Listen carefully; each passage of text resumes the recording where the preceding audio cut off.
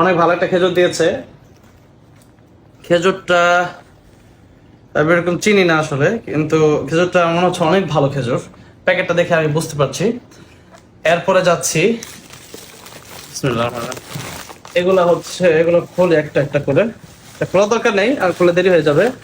এটার ভিতরে আছে অনেক বড় বড় কিসমিস আছে, খুলি ঠিক আছে। এটা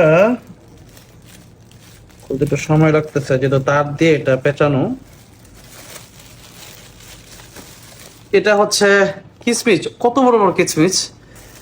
আমি কিচমিচ, তারপরে কাজু বাদাম, এগুলো সবসময় আমার ঘরে রাখি। একটু দেখাও, ওই যে ওখানে থাকে। তারপরে এদিকে আসো। তো কিচমিচ খাই, তারপরে খেজুরও খাই।